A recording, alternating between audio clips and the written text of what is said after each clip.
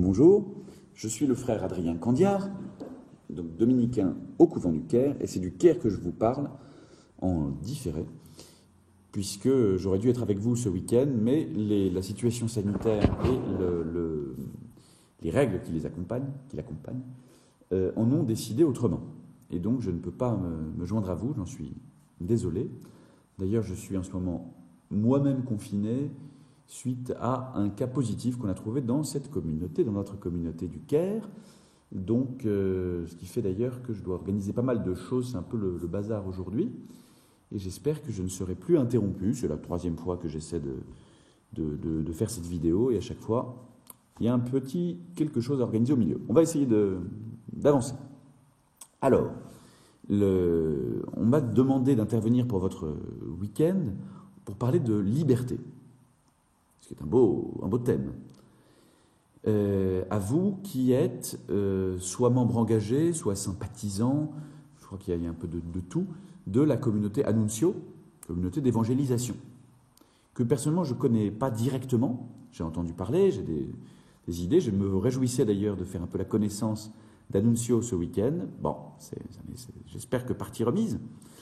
Mais j'ai un peu réfléchi, je me suis dit comment parler de liberté à des gens qui travaillent en évangélisation. Ben, il se trouve qu'on a un livre du Nouveau Testament qui parle de liberté et d'évangélisation.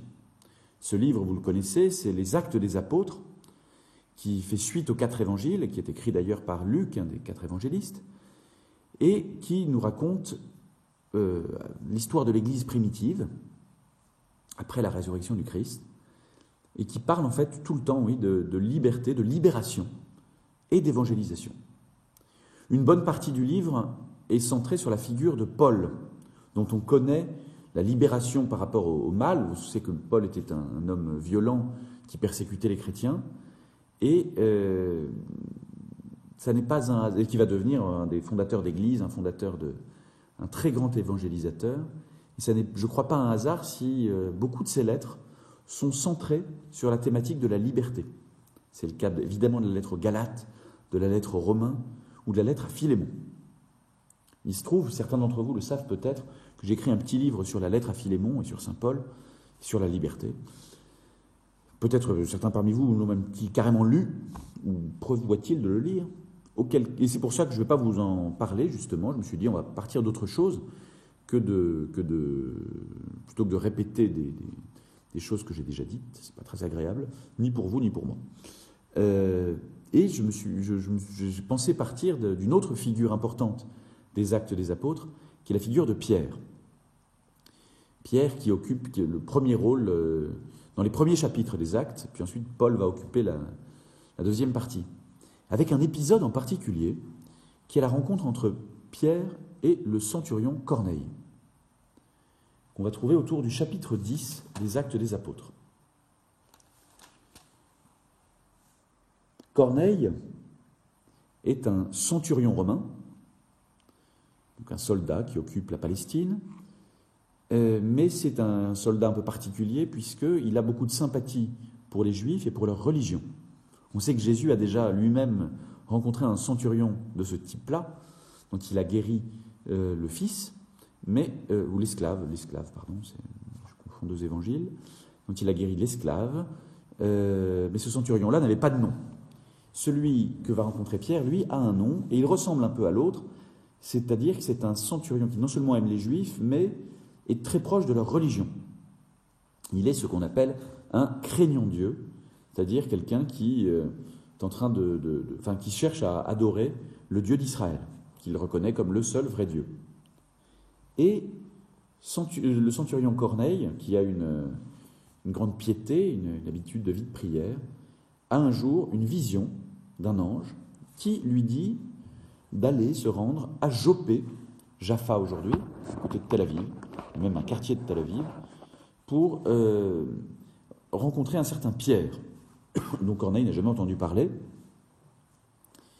Et Corneille se met en route à la rencontre de Pierre, et c'est alors, au verset 9, que saint Luc nous reparle de Pierre, va nous parler de ce qui arrive à Pierre à ce moment-là.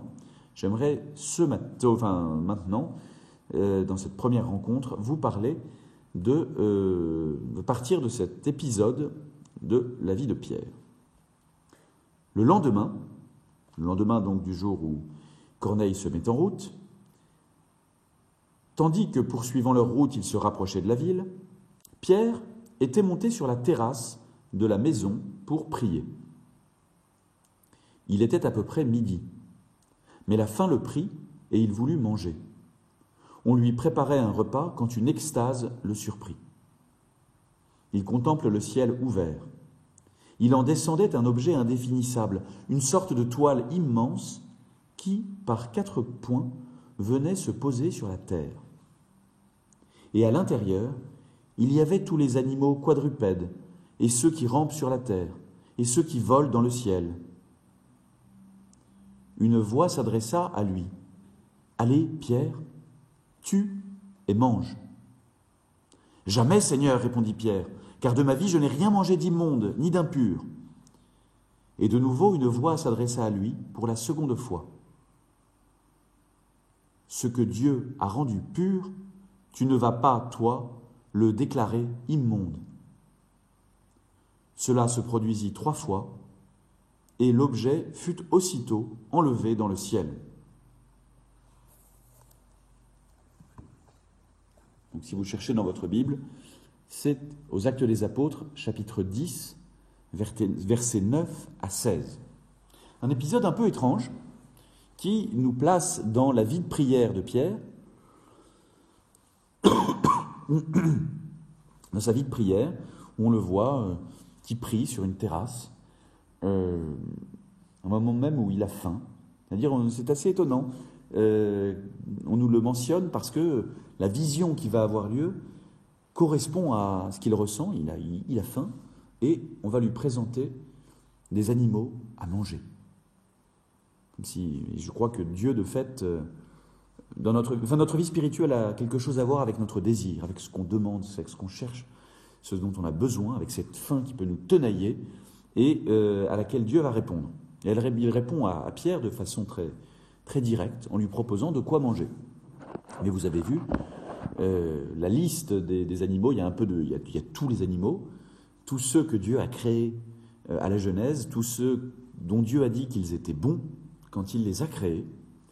Et Pierre Pierre s'entend ordonner d'aller manger ces animaux-là. Il dit, mais c'est pas possible, il y a beaucoup d'animaux que d'après la loi, je n'ai pas le droit de manger. Les animaux impurs, Seigneur, non merci. Et vous voyez que Dieu insiste, puisque 3 fois, il va lui ordonner de les manger en lui disant, mais arrête de déclarer impur ce qui ne l'est pas, ce que moi j'ai déclaré bon et pur. Alors ce qui se joue là, il me semble, c'est peut-être même 2 libérations de Pierre. 2 épisodes un épisode de double libération dans cette vision que Pierre a dans la ville de Joppé, alors qu'il prie sur la terrasse. Ça n'est pas, pour Pierre, sa première libération. Pierre est quelqu'un qui a déjà vécu des expériences de libération avec le Christ. D'abord, il a vécu celles qu'ont vécues tous les premiers chrétiens, la libération face à la mort par la Pâque du Christ, dont il a été témoin, dont il est l'un des premiers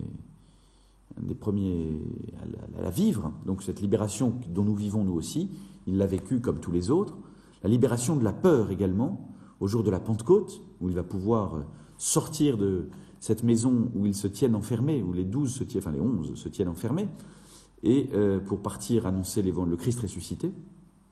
Il a aussi vécu une libération plus personnelle, une libération face à sa faiblesse, face à son péché, après le reniement. Vous savez que Pierre, après le dernier repas avec le Christ, où il lui disait « Moi, je suis prêt à donner ma vie pour toi, moi, je suis prêt à te suivre maintenant ». Le Christ lui avait dit « Tu me suivras plus tard, mais tu ne peux pas me suivre maintenant là où je vais ». Et Pierre lui avait dit « Mais pourquoi ne puis-je pas te suivre maintenant ? Je suis prêt à donner ma vie pour toi ». Et le même Pierre, prêt à donner sa vie pour le Christ, le soir même, quand la servante lui demandera s'il n'est pas un des disciples de ce Jésus qu'on vient d'arrêter, et qu'on est en train de juger, Pierre reniera 3 fois ce Christ qu'il était pourtant prêt à suivre jusqu'à la mort. Et là, soudain, il a peur, il ne sait pas quoi faire, il est paniqué, sans doute doute-t-il également, puisque le Christ a pu être arrêté. Est-il celui qu'il croyait? Le voilà qui a fait l'expérience de sa faiblesse. D'une faiblesse dont il est prisonnier, parce que on voit bien que ce qui empêche Pierre de faire ce qu'il voudrait faire, ce qui l'empêche d'être libre, ce ne sont pas les gardes qui traînent dans le palais du grand prêtre, ce ne sont pas eux qui l'empêchent de suivre le Christ jusqu'à la mort, du tout. Ce qui l'empêche de faire ce qu'il avait voulu, ce n'est pas des contraintes extérieures à lui, ce n'est pas le monde autour de lui qui est méchant, qui l'en empêche, non, pas du tout. Ce qui l'empêche de faire ce qu'il veut, c'est son propre péché, c'est sa peur, c'est sa lâcheté. C'est ce dont on fait, je crois, assez souvent l'expérience. Les ennemis de notre liberté sont rarement les contraintes extérieures ou les circonstances. Ce qui nous empêche de faire profondément ce que nous voulons, c'est notre faiblesse et c'est notre péché. Ce péché dont nous sommes souvent au moins autant victimes que coupables. On en est coupable, souvent on en est responsable bien sûr, mais le péché nous fait du mal et il nous fait réellement du mal, on en est les victimes. J'avais un jour, je raconte souvent cette histoire-là, fait avec des lycéens une soirée d'aumônerie sur la liberté, animée comme ça, puis je leur demande quels sont les ennemis de leur liberté, et évidemment ils commencent par me dire, vous pouvez vous douter de ceux qui vont sortir avec des lycéens comme les ennemis de la liberté, mais 2 grands ennemis, les parents et les profs, qui les empêchaient de ne rien faire essentiellement. Et je leur dis, mais ah bon, pourquoi? Mais parce que, bon, ils vous font aller en cours, ils vous font faire... D'accord, je dis, très bien, je comprends, mais du coup, c'est que... En fait, vous ne voulez pas faire d'études du tout après. Je dis, ah bah si, ils ont tous plein de projets d'études, de grandes idées. Alors je leur fais remarquer que, manifestement, en les contraignant, les parents et les profs les aident à faire ce qu'ils veulent. Parce que ce qu'ils veulent, c'est devenir, je ne sais pas quoi, ingénieur, bon... Tu veux devenir ingénieur, si c'est ça que tu veux, heureusement que tes parents et tes profs te contraignent, mon garçon. Sinon, tu n'y arriverais pas. Et alors là, il y a eu une petite erreur 404 dans leur cerveau. Ils se sont dit, attends, mince, ils nous contraignent pour faire ce qu'on veut, mais c'est bizarre. Et peu à peu, quand les choses se sont clarifiées, ils se sont aperçus que oui, en fait, ce qui les empêchait de faire ce qu'ils voulaient était d'abord en eux. C'était d'abord la procrastination, c'était d'abord la paresse, c'était d'abord tout un tas de choses qu'on connaît bien, et qui fait que, on ne fait pas ce qu'on voudrait faire. Il y a plein de choses qu'on trouverait bonnes et qu'on ne fait pas. Si on faisait tous ce qu'on juge bon, on serait tous bénévoles dans 36 associations. Pour se distraire, on lirait de la philo et on ferait du sport. Au lieu de ça, on mange des chips en regardant Netflix. Bon, échec. Alors là encore, tout ça n'est pas forcément un péché, mais on a l'expérience constante qu'on ne veut pas se mettre en colère, qu'on se dit non, là je vais rester zen, et puis on se met en colère. On ne veut pas pécher, ni vous ni moi. On n'est pas mauvais, il est très rare qu'on veuille le mal pour le mal, et pourtant on le fait. Parce qu'on n'est pas libre. Et Pierre a fait cette expérience-là, le soir du reniement, une expérience très humiliante, c'est qu'il s'est aperçu que, alors qu'il voulait donner sa vie pour le Christ, il n'y arrivait pas. Il n'y arrivait pas par faiblesse et par lâcheté. Il n'est pas à la hauteur qu'il imaginait. C'est ça qui est un peu humiliant, ça qui est un peu difficile. Il découvre qu'il n'est pas aussi libre qu'il le pensait. Alors là, vous allez me dire, attention. Là, mon père, vous dites que Pierre pêche, du verbe, commet un péché, parce qu'il n'est pas libre, mais on dit souvent, au contraire, que on pêche parce qu'on est libre de pécher. Que si on peut faire le mal, c'est justement parce que Dieu nous laisse libres. Et que c'est d'ailleurs une liberté très encombrante que celle de pouvoir faire le mal, et que on est bien embêté. Alors comment on fait? Est-ce que Pierre pêche parce qu'il est libre, ou est-ce qu'il pêche parce qu'il n'est pas libre? En fait, s'affrontent dans cette confusion-là deux conceptions assez différentes de la liberté. Je vais essayer de clarifier un peu. Deux conceptions que je qualifierais l'une d'ancienne, l'autre de moderne. J'aime pas beaucoup ça parce qu'en plus, en l'occurrence, les modernes vont avoir le mauvais rôle. Je trouve que c'est une position en général un peu facile. Mais disons que la moderne est arrivée plus tard dans l'histoire de la pensée. Alors, c'est pour ça. Alors, cette conception moderne nous est plus immédiate. C'est celle dans laquelle nous avons certainement grandi. Et donc, elle nous est plus naturelle en un sens. C'est l'idée que la liberté, c'est de pouvoir choisir sans aucune influence, et donc de pouvoir, par exemple, choisir de faire le bien ou de faire le mal.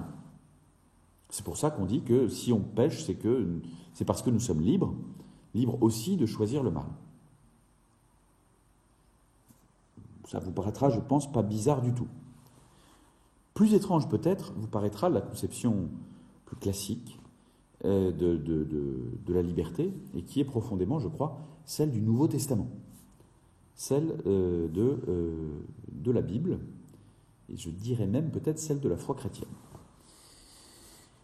Cette conception de la liberté nous dit que il ne s'agit pas, on n'est pas libre parce qu'on peut choisir le bien ou le mal, mais on est libre quand on peut vraiment choisir et faire le bien. Pourquoi? Parce que le bien, c'est ce qui va nous faire du bien. Le bien, c'est par définition ce que nous voulons faire. Chacun veut son propre bien. On ne veut pas son propre mal, ce serait de la folie. Donc, ce qu'on a défini comme le bien, il faut non seulement le définir, mais ensuite il faut arriver à le réaliser. Et le défaut de liberté, c'est de ne pas réussir à faire ce qu'on estime être bien. Pas réussir à faire ce qu'on veut faire. Parce que ça n'est pas si simple de faire le bien. On croit naïvement, et c'est le défaut de la conception moderne, on croit naïvement qu'il suffirait de vouloir, et que la volonté finalement est toute puissante. L'expérience chrétienne nous dit, non, il y a plein de choses qu'on veut faire, et on n'y arrive pas. Et quand on confesse ce qui m'arrive, ou quand on se confesse d'ailleurs, on est confronté constamment à cette expérience difficile. Je ne fais pas ce que je voudrais faire. Je ne voudrais pas faire ça et je le fais. Pourquoi? Et je voudrais faire ça qui est formidable et je ne le fais pas. Pourquoi?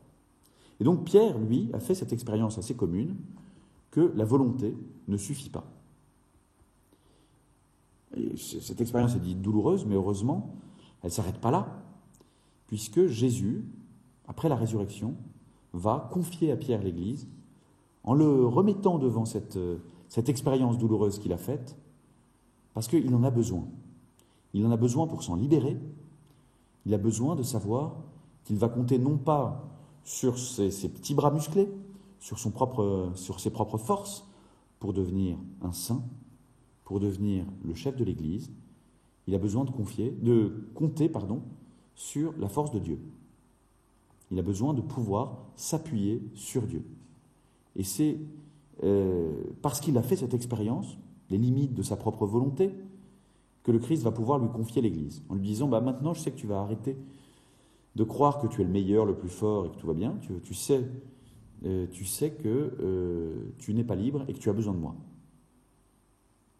Ta vie, lui dit le Christ à ce moment-là, on est au chapitre 21 de l'évangile de Jean, ta vie, lui dit-il, tu la donneras, rassure-toi, tu la donneras, mais pas comme ça, pas en triomphateur, tu recevras de Dieu la grâce de pouvoir donner ta vie. Et ça a été pour Pierre une sacrée libération, une libération importante. Il est libéré par rapport à l'angoisse même de son propre péché et de sa faiblesse. Il sait qu'il y a plus grand que son péché, il sait qu'il y a plus grand que sa faiblesse, il y a la grâce de Dieu. Et c'est là-dessus qu'il va commencer à vivre. Ce qui fait qu'après la Pentecôte, les Actes des Apôtres vont nous présenter un Pierre très impressionnant. Un Pierre qui non seulement s'adresse aux foules sans crainte, n'a plus peur de confesser le Christ, mais qui va en plus multiplier les miracles. Il va guérir un paralytique, il va ressusciter un mort, il va faire tout un tas de miracles qui rappellent ceux du Christ. On dit même que les gens se mettent sur son chemin, les infirmes, en espérant que l'ombre de Pierre va les toucher et les guérir. Donc Pierre se met à ressembler au Christ. Il se met à ressembler au Christ par ses miracles. Et c'est le Pierre que nous rencontrons à Joppé, c'est ce Pierre qui est devenu le chef de l'Église parce il s'est mis dans la main de Dieu. Et pourtant, il lui reste encore des libérations à vivre. J'en reviens donc à ce texte que je vous ai lu, que je n'ai pas complètement oublié malgré les apparences, cette libération de Pierre à Joppé. Pierre vit dans cette vision de libération. De libération par rapport à des points qui, dans sa vie, l'empêchent d'être libre, c'est-à-dire qui l'empêchent de faire ce que profondément il veut. La première libération est assez évidente. Elle se pose par rapport à la loi de Moïse, à la loi de Dieu, qui est une bonne chose. C'est bien la loi. Dieu l'a donnée à son peuple au Sinaï pour que son peuple en vive et lui obéisse. Les 10 commandements, tous ces trucs-là. Bon. Puis vous savez qu'il y a tout un tas de règles alimentaires qui font partie de la loi. Pierre est un juif observant, pieux, qui fait tout ce que Dieu lui demande, et donc la loi, il la respecte. Il la respecte évidemment, mais il se trouve dans cette vision sommé par Dieu de ne pas la respecter, et donc de manger des animaux que la loi définit comme impurs. Alors, ça le trouble un peu, c'est pour ça qu'il réagit, qu'il dit « Mais non, Seigneur, c'est pas possible, moi je mange pas de ça, je vais pas manger du cochon, c'est hors de question. Pas de jambon pour moi, aujourd'hui. » Et Dieu se trouve obligé d'insister 3 fois. 3 fois pour lui, comme les 3 reniements de Pierre, pour lui dire « Pierre, tu vas manger ce que je te dis de manger. Ne déclare pas impur, toi, ce que moi j'ai déclaré pur. » Et je comprends que pour Pierre, ce soit un élément troublant. Le verset suivant nous dira d'ailleurs qu'il se demande ce que signifie la vision. Il ne la comprend pas d'abord. Il la comprendra un peu plus tard, quand Corneille lui rendra visite. Mais il est un peu confus parce que, en bon juif, Pierre a appris que la loi, c'était tout. Que la loi, c'était la volonté de Dieu, et qu'être un bon religieux, c'était obéir à la loi, c'était obéir au commandement de Dieu, c'était faire ce qu'il fallait. Alors bien sûr, il y arrive plus ou moins, mais c'est ça. Et ce qu'il découvre, c'est que c'est en fait plus compliqué. Que la loi n'est pas un absolu, qu'il n'y a qu'un seul absolu, qui est Dieu, et que la loi n'est qu'au service de la découverte de Dieu. La loi, elle est bonne en soi, bien sûr, sinon Dieu ne l'aurait pas donnée. Mais il y a un souci avec les commandements. C'est quoi? C'est que, on le voit avec les interdits alimentaires, le commandement qui tombe du ciel, il crée des tabous, il crée des interdits, il crée des peurs. Les animaux que Pierre voit gambader sur cette espèce d'immense nappe qui descend du ciel, ces animaux sont pour Pierre mauvais en soi, puisqu'ils sont impurs, il n'a pas le droit de les consommer, et donc, il ne sait pas pourquoi, il ne voit pas... Mais il n'y a pas de raison propre, mais Dieu l'a interdit, donc ces animaux-là sont impurs et immondes. Ce n'est pas très agréable. Il les rejette par principe. Les interdits en général, les commandements en général, font porter les choses font porter le sacré, disons, sur les objets, sur les choses à faire, à ne pas faire. Or, ce que dit Dieu à Pierre et à Joppé, c'est sors de cette mentalité, sors de ça. Rien n'est mauvais en soi. Rien de ce que j'ai créé au jour de la création, rien de ce que j'ai déclaré bon ce jour-là n'est mauvais. N'imagine pas qu'il y a dans la création des choses mauvaises en soi. Rien n'est interdit pour toi, Pierre, pour toi, chrétien, tout est permis. Alors, tout est permis, panique à bord, quand on dit ça, on se dit, mais alors attends, comment ça veut dire qu'on a le droit de tout faire? Et nous qui nous embêtons à payer nos impôts, à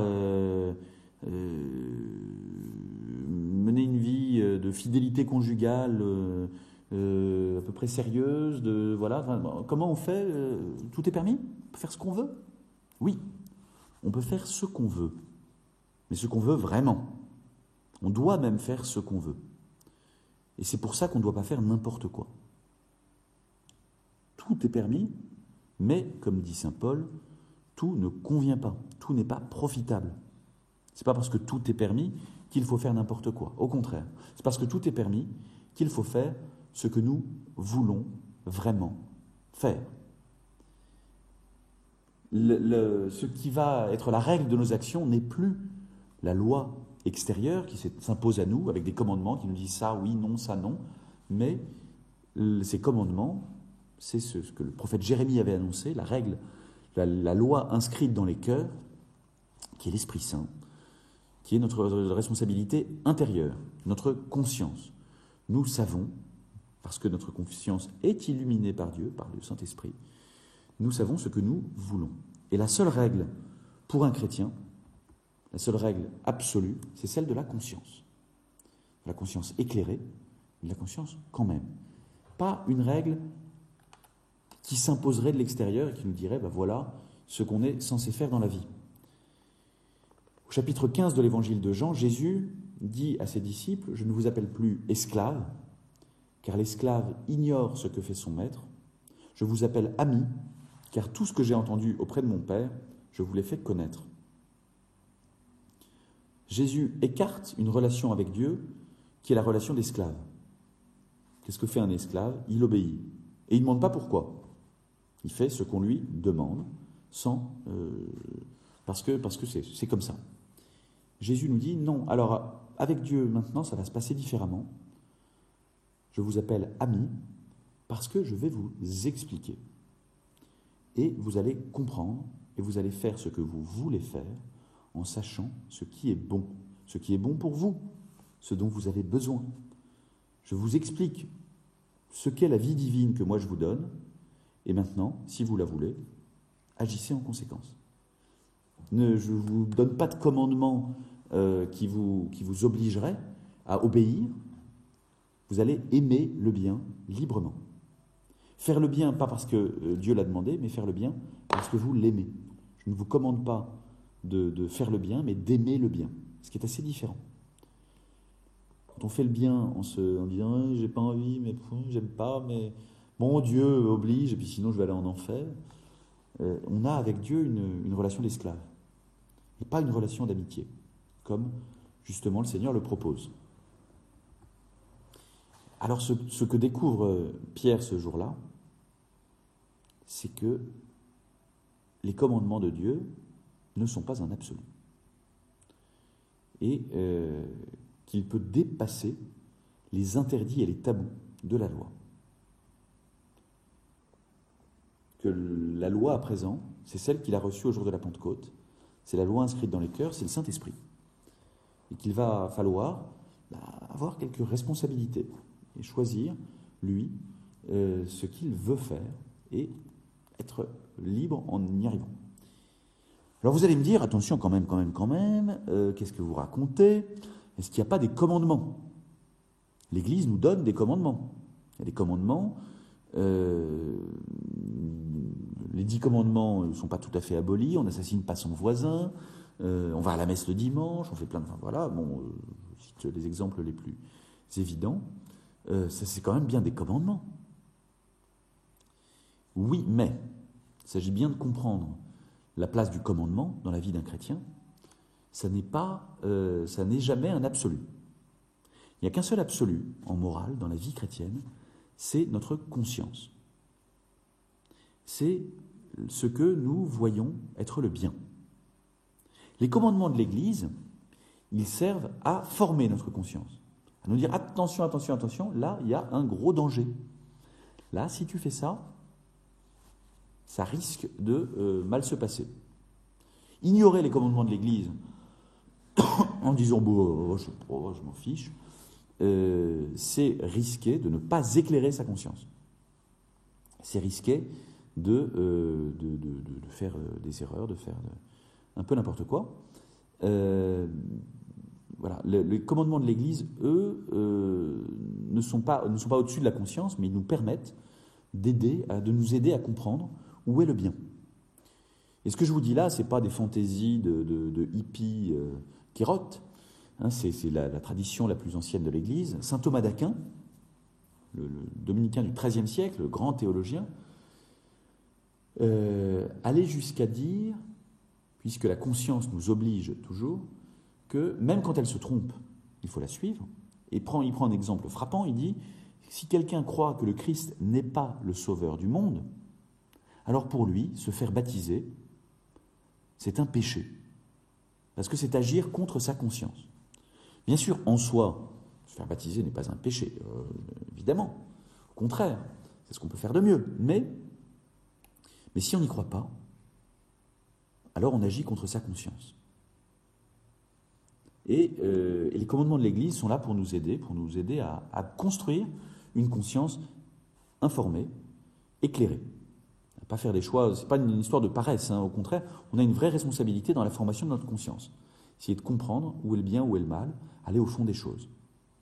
Mais la vie, à partir de là, va être, la vie chrétienne va être à partir de l'intérieur et non pas de l'extérieur. Et c'est là-dessus, peut-être, que se joue la deuxième libération de Pierre au cours de cette vision à Joppé. Vous l'avez entendu, Pierre est un petit peu désarçonné quand Dieu lui demande de manger. Il répond, mais non Seigneur, moi j'ai jamais fait ça. Moi je suis un bon juif. Seigneur, ça n'est pas moi. Ce que tu demandes, ça ne correspond pas à mon image de perfection. Et c'est, je crois, la deuxième libération essentielle de Pierre ici, c'est qu'il va être libéré par rapport à sa propre perfection, à sa propre image idéalisée de lui-même. On vit tous avec ce genre d'image d'un nous parfait, idéal, et on a tendance à courir après lui, à courir après ce petit sein en plâtre qu'on s'est bâti et auquel on aimerait ressembler, et auquel on s'attriste de ne pas assez ressembler. Être un bon juif, être un bon chrétien, être un saint. On court après souvent cette image-là. Je le remarque par exemple dans le scoutisme, ça c'est très frappant. Le scoutisme a beaucoup de vertus, je suis le premier convaincu, mais il tend souvent à donner aux jeunes de grandes ambitions, et ça c'est super, mais très souvent, cette image de perfection après laquelle ils courent reste extérieure à eux-mêmes. Et ils se disent, il faudrait que je ressemble à ça. Et ensuite, il faut, après le scoutisme, aider les anciens scouts à se libérer de cette image de perfection après laquelle ils ont souvent couru. C'est pas grave, hein, c'est normal, c'est partie des étapes. Et je crois que Pierre, justement, voilà, il vit l'après-scoutisme, où il découvre que son image de perfection à laquelle il voulait ressembler, ça n'est pas le tout. Ça n'est pas comme ça qu'il y arrivera, ça n'est pas en voulant ressembler à une image parfaite. Et ça c'est pas simple, hein. La confusion entre sainteté et perfection est une confusion fréquente, dont on doit apprendre à peu se libérer. Se libérer de ce gendarme intérieur qui nous dit « Oh, t'es pas parfait, Dieu ne t'aimera pas ». Non, la question n'est pas là. La question n'est pas là, Dieu m'aime à la base. Dieu m'aime au départ. Et je vais, à partir de là, apprendre à vivre. Pardon. Donc, la vie chrétienne se passe par un passage, en fait, la vie spirituelle de l'extérieur à l'intérieur, de la loi ou de l'image de perfection à laquelle je veux ressembler, sont des choses extérieures à moi, auxquelles j'essaie de coller, et tant que j'essaie de coller à quelque chose d'extérieur, je ne suis pas libre, à la suite du maître intérieur, à faire ce que je veux faire, ce que je crois bon, à ce que ma conscience juge bon, à ce que l'Esprit Saint en moi m'indique. Et ça, c'est un changement considérable, et c'est la véritable liberté des enfants de Dieu dont nous parle saint Paul. Et devenir chrétien, enfin être chrétien, c'est apprendre de plus en plus à se libérer de toutes ces injonctions extérieures, ces besoins de ressembler à quelque chose, à un modèle, que ce soit celui de la loi ou que ce soit celui de notre perfection imaginaire, pour agir naturellement de l'intérieur en fonction de ce que nous voulons et de notre volonté tournée vers Dieu. Voilà ce que Pierre, peu à peu, découvre dans cette vision qui lui demande, bizarrement, paradoxalement, de transgresser la loi. Et c'est précisément parce qu'il reçoit cette vision que Pierre va pouvoir commencer à annoncer l'Évangile. C'est grâce à cette vision, c'est parce qu'il a besoin de passer par là pour comprendre où l'Esprit Saint l'emmène, puisque l'Esprit Saint, va-t-il le comprendre, lui demande de faire quelque chose de complètement incroyable, de baptiser un païen, quelqu'un qui n'est même pas juif, d'annoncer le salut, pas seulement au peuple élu, mais au monde entier. Un païen. Un païen avec qui, théoriquement, il n'a pas le droit de partager même un repas. Voilà qu'ils vont devoir partager l'Eucharistie ensemble. C'est impossible, c'est interdit par la loi. Pas sûr. Pas sûr, lui dit cette vision qu'il a eue à Joppé, et dont il ne va comprendre la réalité qu'un peu plus tard, quand le jour même, Corneille va venir frapper à sa porte et va lui dire « écoute, paraît qu'il faut que je te rencontre ». Et là, Pierre va commencer à comprendre ce que c'est que la liberté des fils de Dieu. Non pas la soumission à un commandement, non pas même la soumission à le besoin d'être un bon juif, un juif parfait, mais la liberté de pouvoir se mettre en route là où l'Esprit l'envoie, là où l'Esprit l'appelle. Alors, ce que vous pouvez voir là-dessus, sur cette question de liberté, je regrette qu'il n'y ait pas un échange derrière, parce que j'imagine qu'il y aurait quelques questions, il y a 36 trucs que j'aurais voulu vous dire, et qu'évidemment, j'ai oublié de vous dire, mais ce que je veux vous dire pour conclure cette première affaire, c'est que pour Pierre, vous le voyez, il y a plusieurs libérations. La libération, elle est progressive. Pour Pierre, ça ne se fait pas d'un coup, d'un seul. Et ça, c'est normal, ça s'appelle la vie spirituelle. Il y a pour lui un cheminement, il y a pour chacun de nous un cheminement de libération progressive. Dieu passe notre vie à nous libérer de ce qui nous retient captifs, de ces idoles qui nous retiennent loin de ce que nous voulons et loin de lui. Donc pas d'inquiétude, c'est normal qu'il y ait du progrès, qu'il y ait en matière de libération, qu'on se laisse peu à peu libéré par Dieu. Tout ça ne se fait pas d'un coup, d'un seul. Le jour de ma conversion, j'ai été libéré. Oui, et il y a encore pourtant beaucoup de libération à venir. Et donc, c'est ce que Pierre, qui pourtant déjà ressuscite les morts, expérimente ce matin-là sur sa terrasse à Joppé. Et tout ce que je vous souhaite de vivre dans ce week-end et au-delà de ce week-end, c'est bien sûr d'apprendre à vous laisser, peu à peu, libéré par Dieu, libéré comme Pierre par Dieu de vos faiblesses et de votre mal, libéré par Dieu aussi de votre bien, c'est-à-dire de cet attachement à la loi, de cet attachement à la perfection qui nous ont sans doute aidés à progresser un jour, mais qu'il faut dépasser, car Dieu seul est Dieu, Dieu seul mérite qu'on le suive jusqu'au bout. À bientôt.